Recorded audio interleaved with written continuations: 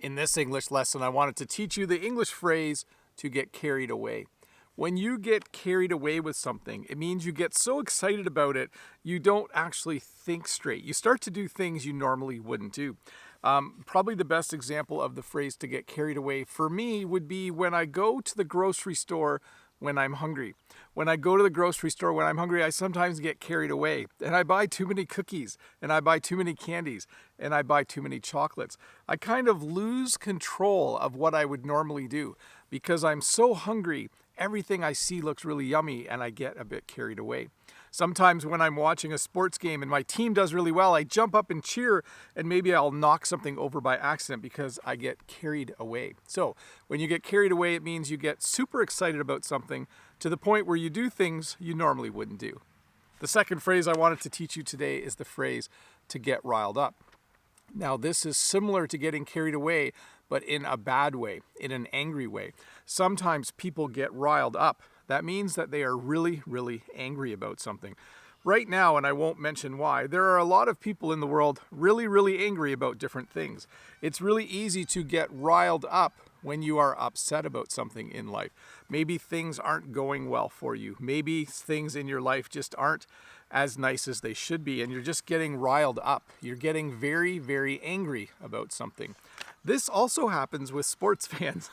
Sometimes when there is a championship game and the team that you love loses, sometimes you might get riled up. In fact, in some cities, people get really riled up when their team loses. They get really angry because their team has lost. They get riled up. So to review, when you get carried away, to get carried away means to be very excited about something where you kind of let the emotion of being excited take over what you're doing. And to get riled up would be similar, but it would mean that you're letting anger take over your life. You're so angry about something that you're starting to do things you normally wouldn't do. Anyways, let's look at a comment from a previous video. This comment, it's not a comic. That'd be cool if it was a comic, but this is a comment. This comment is from Alex. I love the birds singing in the background. I do love the farm. Bob, is it cloudy all day long like that in the video? And my response was, that day it was. Today is a much nicer day. I think we're in for some nice weather coming up. Yeah, we're definitely in for a nice stretch of weather, it looks like. And thanks, Alex, for leaving that comment. Not comic, comment. That was very nice of you. Yeah, it looks like we're into a good stretch of really nice weather, which I'm happy about because it's just nice to be outside when you're in a lockdown like this. I'll tell you this, Jen and I went out today to get some groceries, and the world has a very different feel now than it did a few months ago. As you know, COVID cases in Ontario, Canada are pretty high, so we went to the grocery store. We had to wait in line before we could get into the store. For every person that exited the store, they would let one more person in. In fact, most grocery stores here, what they've done is there's only a certain number of grocery carts available. You might call them trolleys in British English.